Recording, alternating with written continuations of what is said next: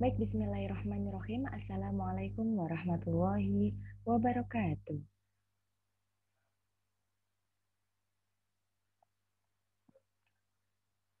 Baik, teman-teman sekalian, sebelum kita memulai materi kita pada hari ini, mari kita bersama-sama berdoa agar perkuliahan virtual kita menjadi perkuliahan yang barokah dan ilmu yang kita pelajarinya pun menjadi ilmu yang bermanfaat. Amin ya rabbal alamin. Nawaitu ta'aluma liridhallahi ta'ala wa izalatil jahli wa ihya'id amin ya rabbal alamin. Baik teman-teman sekalian, tema besar yang akan kita bahas pada pertemuan pada kali ini adalah sejarah, perkembangan, dan ruang lingkup usul fisik. Oke, next slide ya. Kemudian, namun di dalamnya tentu kita akan memahami terlebih dahulu, pertama pengertian dari usul fisik, barulah kita kemudian kepada ruang lingkup. Kemudian kita beranjak ke sejarah perkembangan, dan satu lagi poin yang tidak kalah pentingnya yakni adalah perbedaan antara kaidah usul fik dengan kaidah fikih. Tentu teman-teman masih ingat kan di PHI kita yang dulu bahwa kita sudah belajar apa itu kaidah fikih. Oke, kita masih akan lanjut ke slide selanjutnya. Oke, saya akan pindah dulu agar kaliannya bisa lihat dengan jelas isi slide-nya. Baik, secara bahasa, usul fik ini berasal dari kata usul dan fikih. Ketika usul, dia merupakan jamak dari kata aslon, yang maknanya adalah sumber, seperti itu. Sumber, asal, dasar, ataupun fondasi. Sementara fikih artinya pemahaman. Dengan demikian, secara etimologi, usul fik ini dapat diartikan sebagai dasar pemahaman, seperti itu. Sementara kalau secara terminologinya, maka usul fik ini merupakan ilmu yang mempelajari dasar, kaidah, atau metode yang digunakan untuk mengistimbatkan hukum syarat. Apa sih Bu mengistimbatkan? Istimbat itu artinya bagaimana kita mengambil sebuah kesimpulan. Kesimpulan hukum syarat. Artinya kita mengambil kesimpulan hukum yang mana dia harus sesuai dengan ketentuan syariah, seperti itu. Jadi tidak asal-asal apa sih kesimpulan hukum dari kasus Emani seperti itu. Langsung aja kita tembak halal karena kita butuh seperti itu. Tidak seperti itu. Jadi ada alat di situ bagaimana pada akhirnya itu digunakan untuk mengambil kesimpulan apakah ini halal, haram, dan lain sebagainya dengan ketentuan syarat yang ada. Seperti itu. Oleh karena itu, hakikat usul fik ini teman-teman sebenarnya dia menjelaskan mengenai 3 pokok hal seperti itu. Yang pertama adalah istimbat, yakni ilmu tentang cara beristimbat. Seperti tadi yang saya jelaskan ya, istimbat itu artinya bagaimana kita menyimpulkan hukum kayak gitu. Karena secara materi, usul fik ini merupakan hasil sistematik dari penalaran para ulama seperti itu. Jadi ketika maaf kayak gini enak ya. Jadi ketika membuat sesuatu ketetapan, para ulama itu melakukan sebuah metode seperti itu, dan ini adalah usul fik. Dan metode ketetapan ini, ya, ketetapan hukum maksud saya atas sebuah permasalahan inilah yang ada di dalam kajian usul fik. Karena usul fik sendiri merupakan ilmu tentang cara beristinbat seperti itu. Itu poin yang pertama. Kemudian juga dia menjelaskan tentang sumber hukum Islam. Nah, masih ingat kan, kalau wujudnya sumber hukum Islam menurut syariah ayatnya ada 2, adalah Al-Quran dan hadis. Ya. Dan ini dijadikan dasar sebagai penetapan suatu fikih seperti itu. Jadi misalnya ya, saya ketika belajar usul fik itu ada bab yang menjelaskan, nanti kita akan baca juga, ada qot'i. Qot'i ini adalah keabsolutan sebuah petunjuk. Dan juga ada juga doni, ada bab seperti itu. Ini adalah nama-nama bab ya, qot'i dan doni. Doni ini adalah sebuah kerelatifan petunjuk. Jadi di sini kita bisa menentukan mana sih ruang lingkup ijtihad, mana sih yang masih boleh diijtihadi, dan mana sih yang belum boleh seperti itu. Yang sudah tidak boleh lagi seperti itu, ruang ijtihadnya tertutup. Nah, kajian ini kajian lafziyah ini yang mana mempetakan usul fiqh itu ada kajian qot'i dan kajian ada doni seperti itu. Di mana sebuah teks itu ada yang bersifatnya mutlak, tidak boleh lagi diijtihadi, atau doni, relatif dia boleh diijtihadi. Seperti itu ya. Kemudian yang terakhir ini masalah mujtahid, di mana ini merupakan penjelasan mengenai kompetensi seorang mujtahid. Jadi nggak semua orang itu bisa menetapkan sebuah keputusan hukum seperti itu. Jadi ada yang kita memang harus mempelajari apa saja sih kualifikasi dari mujtahid itu. Nah, masih ingat tentunya ya. Kalau kalian lupa bisa cek catatan dari PHI. Kita sudah belajar mengenai mujtahid itu apa, ijtihad itu apa, kemudian kompetensinya itu apa aja, oke? Kemudian kita akan beranjak ke selanjutnya ya teman-teman. Oke, di sini aja ya. Kayaknya lebih pas. Oke. Ini kita akan membahas mengenai ruang lingkup. Jadi teman-teman, secara umum ilmu usul fiqh ini kan membahas tentang dalil syara. Dalil syara itu ya sudah Al-Qur'an itu tadi ya, dalil syar'i seperti itu. Dan cara menunjukkan sebagai dasar hukum perbuatan mukallaf gitu. Jadi pertama itu kita lihat dalilnya itu mana sih seperti itu. Al-Qur'annya itu sebagai tumpuan dari pemecahan masalah itu yang mana seperti itu. Dan otomatis masalah ini kan berasal dari perbuatannya mukallaf. Nah, ada istilah baru lagi kan, bagi kalian yang lupa, mukallaf itu apa? Itu seseorang yang sudah dibebani dengan hukum seperti itu. Dan titik poinnya adalah perbuatan mereka. Misalnya, mereka menggunakan imani sebagai pembayaran di masa COVID-19 seperti itu. Nah, ini kita lah jadi cari ini landasan syaratnya. Oh, imaninya yang digunakan misal dari bank-bank yang bukan syariah. Boleh nggak sih? Nah, seperti itu. Kita cari dasar-dasarnya. Oh, di Al-Quran nggak ada, berarti turun lagi levelnya nanti. Bukan dari dalil syarak Al-Quran dan hadis. Karena Al-Quran dan hadis itu sifatnya global dan sangat universal ya. Kita lihat turunannya. Oh, para ulama sudah apa belum beristihad. Nah, di sini. Lalu apa? Dan cara yang ditunjukkan yang tadi itu, teman-teman, adalah perbuatan mukallafnya. Itu. Secara garis besarnya seperti itu, Zulfi. Nah, kemudian, ini adalah poin-poin pengkhususan diri dari ruang lingkup usul fiqh tadi, teman-teman.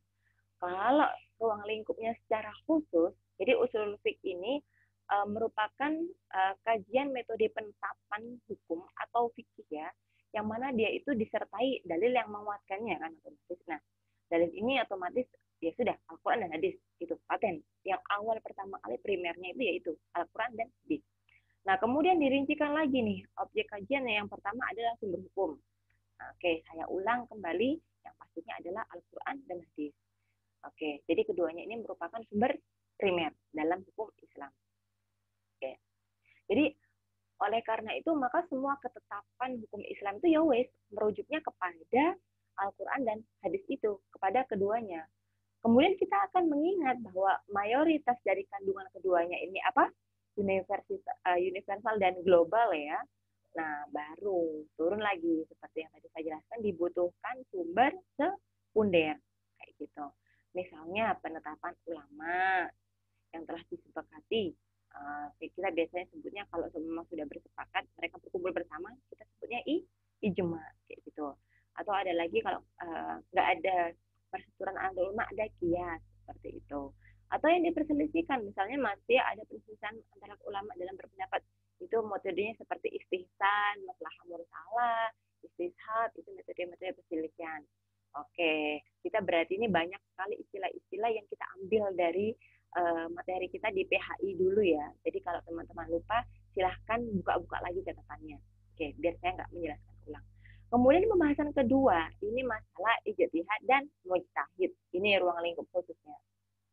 Yang mana kajian ini memang meliputi bidang mana aja sih yang masih boleh diijtihadi dan mana aja sih yang belum, yang tidak boleh lagi seperti itu. Jadi pintu ijtihadnya sudah dikatakan tertutup gitu. Dan kemudian masalah kualifikasi ini juga penting mengenai syarat dan kapabilitas dari seorang mujtahid.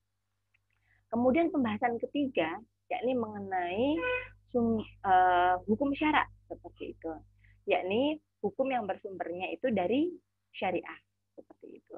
Dalam hal ini nanti kita akan belajar mengenai hukum taklifi dan hukum wad'i, yang insya Allah pertemuan ketiga seperti itu. Dan yang keempat ini ada kaidah atau cara dan cara penggunaannya seperti itu. Jadi bukan cuma kaidah doang yang kita pahami nanti. Kaidah-kaidah di usul itu kaidah lafziyah ya, kaidah mengenai kebahasaan gitu. Nah, isinya ini kaidah apa aja yang digunakan untuk mengistimbatkan sebuah hukum syarak seperti itu. Oke. Misalnya aja kalau nanti itu di poin-poin banyak banget turun ke dalalah. Nanti kita bahasnya di situ juga itu salah satu model kaidah kebahasaan ya. Ataupun nanti pas mau akhir-akhir itu kita punya bab yang namanya maksud syariah. Nah, ini juga ini merupakan kaidah dan cara penggunaannya di dalam ruang lingkup usul fikih seperti apa. Dan terakhir, nah inilah yang paling seru nanti kita belajar mengenai ta'arudul adillah. Itu masih dalam ruang lingkup usul fikih ya. Yang mana apa sih Bu ta'arudul adillah itu? Yakni penyelesaian terhadap dalil-dalil yang bertentangan. Loh, kok dalil-dalilnya bisa bertentangan, Bu? Nah, oke. Nanti lebih lanjutnya kita akan bahas di pertemuan ke-15 insya Allah. Wah, kalian harus ya sabaran nih, karena itu kan sudah mau deket-deket UAS ya. Oke. Kita next slide dulu ya, teman-teman. Jadi itu sebenarnya hari ini kita akan mengantar teman-teman itu dulu seperti mengenai kajian usul. Saya harus kemana ini biar kalian jelas. Kalau banyak gambar. Oke, pokoknya intinya kalian tahu ini ya. Ini adalah sejarah perkembangan dari usul fiqh seperti itu. Di sini ada ulat, kepompong, dan kupu-kupu. Jadi teman-teman secara garis besar, kalau kita mempelajari mengenai sejarah perkembangan ilmu usul fiqh itu pastinya sangat panjang kayak gitu. Jadi kalau sama saya bercerita sejarah, insya Allah kalian akan ngantuk dan tidur pagi sebenarnya. Tapi kita akan mempersingkatnya menjadi 3 poin penting di sini. Yakni di sini ada formation phase atau fase pembentukan yang dimulai pada abad 7 sampai 10 Masehi.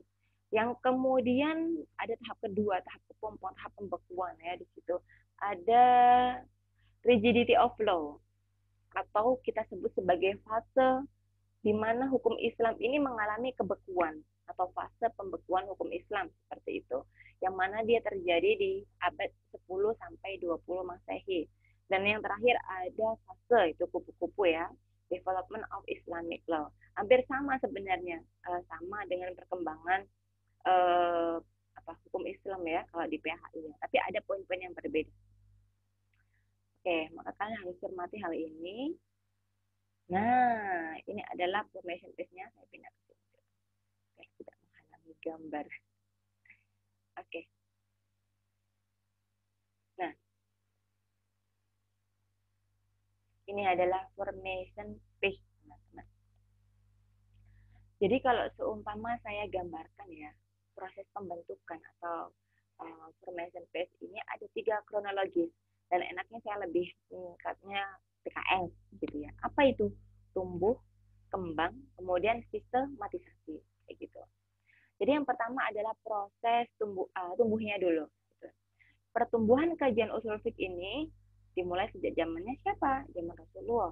Yang mana di dalam buku-buku sejarah itu pasti kita akan mengenal ada dua periodisasi. Yang pertama ada periode Mekah dan ada periode Madinah. Dan di sini ayat-ayatnya turun juga beda ya kualifikasinya. Gimana periode Madinah dan Mekah. Oke, sudah saya jelaskan dulu juga di PHI. Kemudian sumber hukum utama pada zaman ini adalah wahyu. Jadi Allah langsung menurunkan wahyunya kepada Rasulullah. Lalu di mana Bu proses ijtihadnya kalau memang sumber hukum utamanya adalah wahyu? Nah, jadi gini teman-teman. Rasulullah itu tetap melakukan ijtihad. Jadi ketika muncul permasalahan di masyarakat, kemudian wahyu itu belum turun, Rasulullah berijtihad ini untuk memecahkan gimana sih masalahnya ini seperti itu. Nah, hasil ijtihad inilah yang kemudian hari ini kita kenal sebagai hadis ataupun sunnah seperti itu.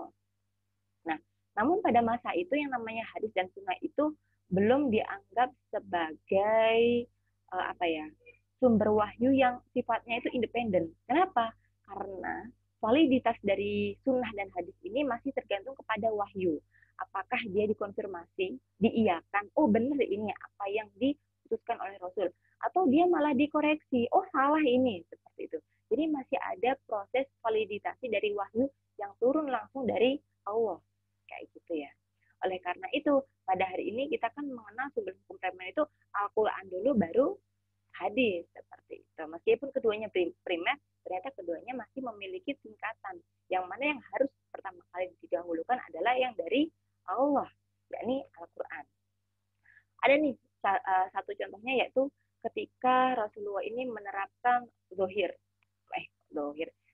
maksud saya, kafaratul zihar ya, yang dilakukan kepada Aus bin Somit kepada istrinya, yakni Hawah bin Sa'labah waktu itu.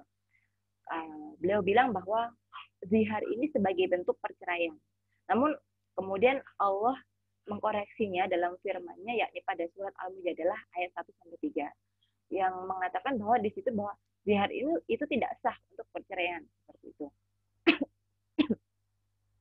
Kemudian bagaimana sih model legislasi pada masa itu?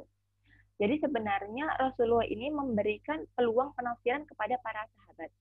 Nah, hal inilah yang kemudian bisa menjadi trigger atau memetik motivasi kecerdasan para sahabat untuk bisa menginterpretasikan pesan-pesan wahyu seperti itu. Sehingga kemudian ketika Rasul wafat, para sahabat ini mampu untuk menggantikan peran beliau dan kemudian bisa tetap mengembangkan ajaran Islam, kayak gitu. Khususnya jika ada permasalahan baru yang timbul di masyarakat, maka karena metode legislasinya seperti itu dari awal, para sahabat sudah mampu dong untuk menyelesaikannya, begitu. Dan benar itu ternyata, ketika Rasulullah wafat, kemudian kekuasaan Islam kan semakin berekspansi ya, jadi nggak cuma dalam lingkup kecil di Jazirah Arab aja kan, seperti itu kan, yang kita kenal pada masa-masa Khulafaur Rasyidin dan selanjutnya kayak gitu, makin besar wilayahnya. Dan ketika wilayahnya makin besar, orang di dalamnya makin beragam, secara otomatis konfliknya pun makin banyak, seperti itu. Oleh karena itu, para sahabat, terutama Khulafaur Rasyidin ini, akhirnya melakukan penafsiran baik secara musyawarah atau yang kita kenal dengan istilah ijma ataupun ijtihad pribadi untuk menyelesaikannya, gitu. Kemudian pada fase ini teman-teman ada hal-hal unik ya ketika pada proses berijtihad. Ada 5 itu, realistis, terbuka, musyawarah, kreatif, dan khalifah sentris. Kayak gimana itu Bu? Yang pertama, bersifat realistis ya. Jadi ketetapan fikih itu tergantung pada problematika yang teraktual. Problematikanya kayak apa? Ya itu yang diselesaikan saat itu. Jadi nggak ada itu namanya fikih yang bersifat hipotesis. Karena kalau semua ulama pada masanya Abbasiyah itu kan gini, kira-kira nanti ke depannya ada masalah apa ya? Itu kan bersifat hipotesis. Akhirnya mereka menyelesaikannya. Dan benar akhirnya juga sekarang kepakai ya gitu. Tapi pada masa Khulafaur Rasyidin itu realistis masih ya. Apa yang ada itu yang diselesaikan. Sehingga fikih pada masa ini itu dikenal dengan fikih al-waqi atau fikih realistis seperti itu. Kemudian yang kedua sifatnya adalah terbuka. Yang mana kan pada masa itu tidak ada ya kayak fatwa MUI yang harus ada prosedurnya dan lain sebagainya, nggak ada. Bahkan para sahabat itu sesudah mereka memutuskan keputusan hukum, mereka itu nggak ada tulisannya seperti itu. Nah, tetapi yang paling baik di sini mereka sangat menghargai kebebasan berpendapat selama pendapat tersebut masih berlandaskan pada Al-Quran dan hadis. Ini mereka terbuka tapi sangat hati-hati. Yang ketiga, musyawarah. Ya ini, mereka lebih mengedepankan musyawarah. Kalau ada hasil ijtihad pribadi, kemudian berbeda dengan hasil ijma, ya sudah yang dipakai ini untuk menyelesaikan kasus adalah yang ijma'nya. Kemudian bersifat kreatif. Apa Bu maksudnya kreatif di sini? Kalau kita cermati pada masa Umar misalnya ya, Umar bin Khattab, ini ada beberapa modifikasi terhadap aturan hukum sebelumnya, kayak gitu. Apa alasannya? Alasannya, sudah tidak ada ilat. Nah, ilat itu apa Bu? Bukan lidah loh ya. Ilat itu adalah sebab hukum. Nah, sebab hukumnya itu udah tidak ada. ataupun adanya perubahan sosial sehingga beliau memodifikasi hukum yang asalnya A menjadi B. Contohnya kayak apa, Bu, biar jelas? Misalnya itu ijtihad pada masalah distribusi zakat. Yang mana kalau seumpama dulu, mu'alaf ini kan masih masuk kepada 8 asnaf kan. Nah, sementara ketika masanya Umar, itu nggak lagi didistribusikan. Lebih mengarah kepada fakir dan miskin kayak gitu. Kenapa? Karena ilatnya atau sebab hukumnya dulu itu ketika awal masuk Islam, seorang mu'alaf itu sangat susah kehidupannya ya. Oke. Jadi kemudian mereka itu akhirnya harus dibantu seperti itu. Dibantu finansialnya, dibantu kebutuhan pokoknya. Nah, berbeda pada masa-masa Umar bin Khattab seperti itu. Yang mana Islam itu semakin kuat, terus nggak ada lagi penindasan kepada kaum mu'alaf, kan kayak gitu. Ya sudah, maka distribusi zakat lebih difokuskan kepada yang lainnya. Sama sebenarnya pada masa sekarang ya. Nah, kalau semua mu'alafnya misalnya itu ya, mantan pengusaha apa yang Chinese kayak gitu biasanya kayak banyak kan seperti itu. Nah, ya kalau mau dizakatin kan kitanya yang apa namanya ngerasa nggak enak ya. Nah, ini salah satu itibak dari ijtihadnya Umar bin Khattab seperti itu. Kemudian keunikan yang terakhir adalah adanya khalifah sentris gitu. Khalifah sentris ini jadi semua keputusan ijtihad ataupun ijtihad ini masih di tangan khalifah. Namun keputusan khalifah sebelumnya ini nggak ngikat keputusan khalifah setelahnya. Contohnya itu pada masa Abu Bakar dan Umar. Kan ini khalifah pertama dan kedua ya. Peminum khamar itu hukumannya apa? Adalah 40 cambuk. Kayak gitu. Masanya Ali berubah. Ijtihadnya pada zaman Ali berubah. Ditambah 2 kali lipat menjadi 80 cambuk. Seperti itu. Kemudian, banyak juga ya filsuf ini. Masa yang selanjutnya adalah rigidity of law, kebukuan ya. Di mana kebukuan ini hukum Islam ini sifatnya adalah stagnan seperti itu.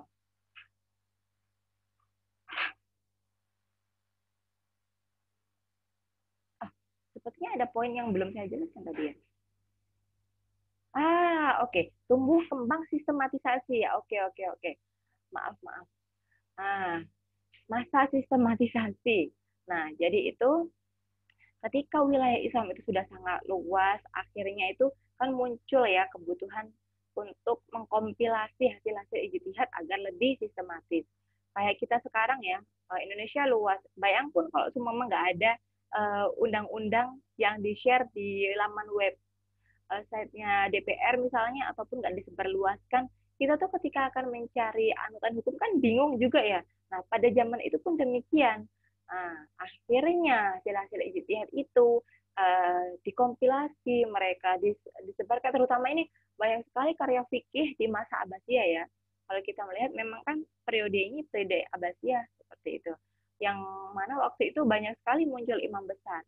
Kayak contohnya ada Imam Abu Hanifah dengan fikih al-akbarnya. Kemudian Imam Malik bin Anas dengan al-Muwatta'nya. Kemudian Imam Asy-Syafi'i dengan 2 karya monumental fenomenalnya itu seperti sama Ar-Risalah ya, yang dulu pernah kita sempat kaji di PHI juga. Dan yang terakhir ada Imam Ahmad bin Hambal dengan Musnad Ahmad bin Hambalnya seperti itu. Itu kalau periode sistematisasi. Kemudian, nah ini rigidity of law.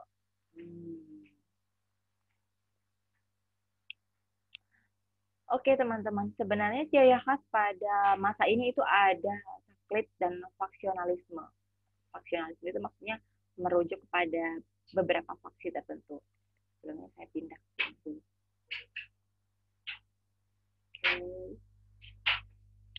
Jadi lebih kepada fanatik seperti itu ya. Oke. Ini menunjukkan bahwa dinamika usul fikih itu, dinamika perkembangan fikih pada masa itu sudah mulai hilang seperti itu. Apa saja sih sebenarnya pemicunya atau faktor pendorongnya? Nah, ini itu pertama adalah mazhab fikih ini kan sudah terbentuk sempurna ya, karena memang ketika masa Abbasiyah itu gencar banget untuk mempush SDM-nya.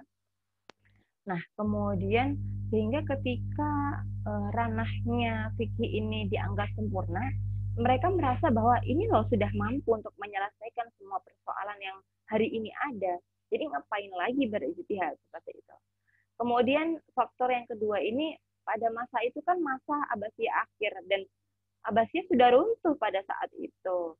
Dan kita ingat bahwa Abbasiyah ini dinasti yang sangat concern sama pengembangan sumber daya manusia, terutama pada ilmu pengetahuan. Jadi ketika pada masa itu dinastinya goyah, dinastinya runtuh, otomatis sangat berpengaruh sekali. Nah, akhirnya dinasti yang runtuh itu pecah menjadi kecil-kecil. Nah, kecil-kecil ini akhirnya mereka hanya itibak kepada mazhab tertentu yang sudah ada, kayak gitu. Hingga akhirnya, nah ini, ijtihad inilah, kan kalau dulu ijtihad itu malah diapresiasi. Hari itu menjadi kontradiksi, kayak gitu. Karena kenapa? Masing-masing dari mereka ini memiliki fanatik terhadap mazhab tertentu. Kemudian ada hal lain lagi yang sebenarnya ini cukup menarik adalah di mana watak kedaerahan yang dimiliki oleh pemikiran terdahulu itu lenyap. Nah, maksudnya kayak gimana itu, Bu? Jadi para pengikut mazhab ini pokoknya nyebarin saja semua pendapat keilmuan dari imamnya tanpa mereka mengetahui situasi, tanpa mereka mempertimbangkan situasi dan kondisi wilayah tersebut. Padahal kan kalau dulu imam mazhab itu tergantung ya situasinya apa, kemudian makanya terkadang itu fatwa ataupun hasil istinbat hukum yang dihasilkan itu kalau wilayahnya berbeda atau kondisinya berbeda itu beda juga nanti turunannya seperti itu. Itu maksud saya watak kedaerahan yang mulai lenyap pada masa itu. Next. Oh, alhamdulillah sudah masuk ke development. Nah, development ini otomatis, oke saya pindah dulu. Development ini otomatis ada ketika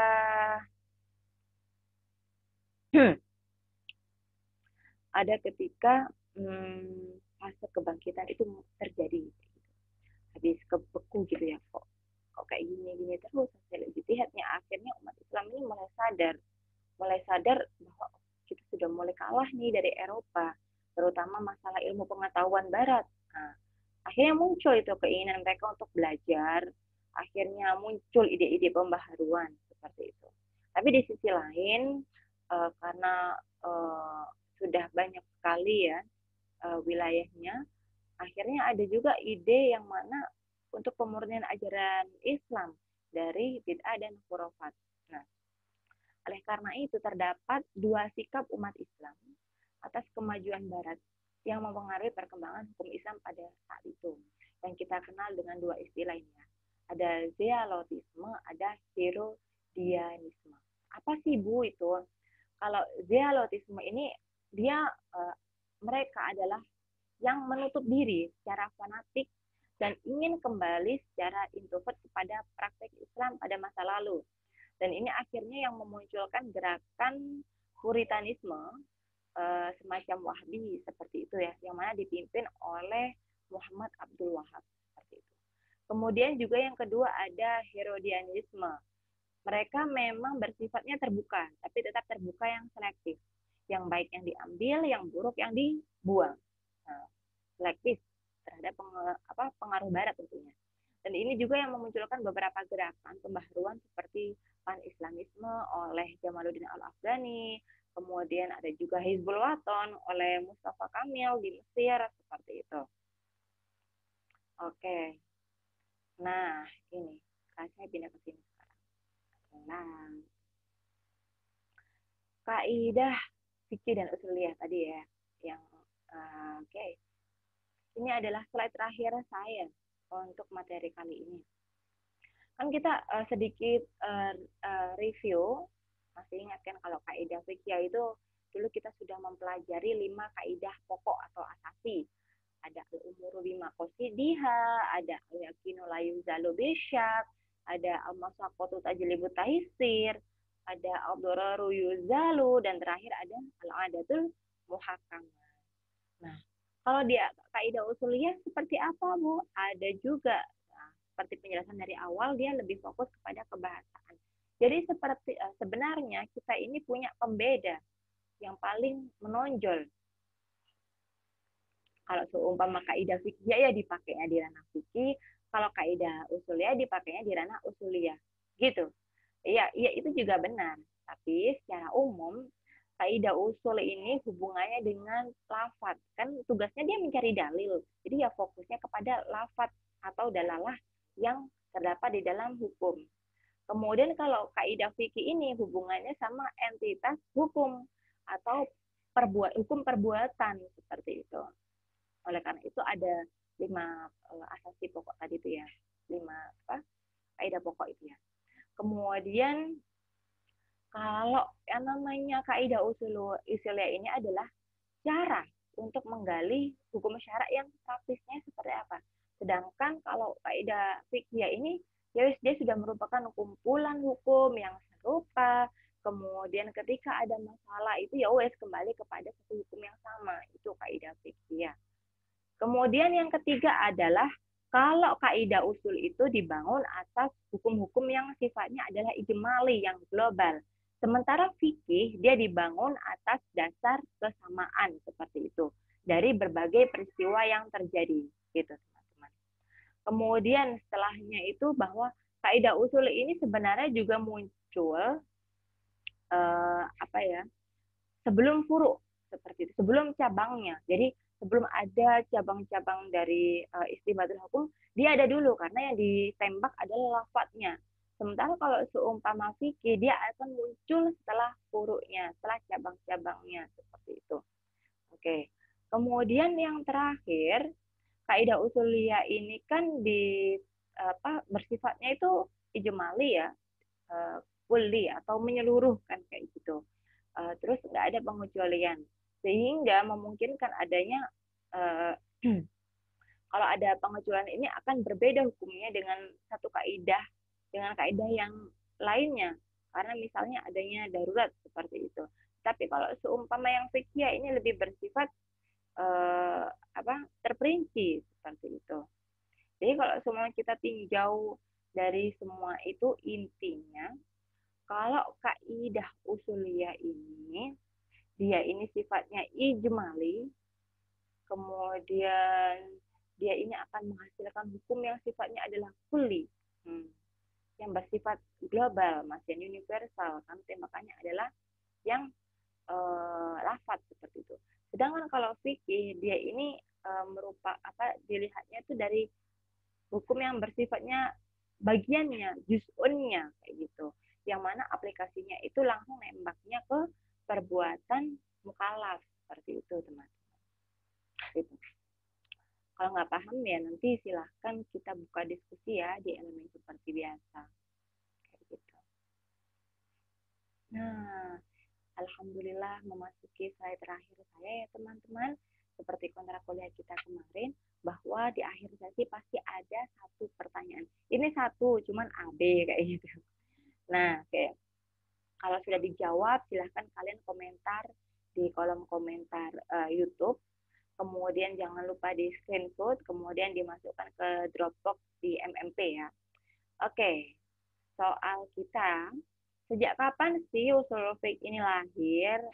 Oke, kemudian apa alasanmu kok kamu bilang usul fiqh itu lahirnya pada bla bla bla seperti itu. Itu adalah soal pada materi kali ini. Oke. Baik, sekian dulu ya materi kita pada hari ini. Mari kita tutup dengan bacaan hamdalah dan doa. Alhamdulillahirabbil alamin. Allahumma anfa'na bima 'allamtana wa 'allimna ma yanfa'una warzuqna uluman tanfa'una. Amin ya rabbal alamin. Semoga video ini bermanfaat. Wassalamualaikum warahmatullahi wabarakatuh.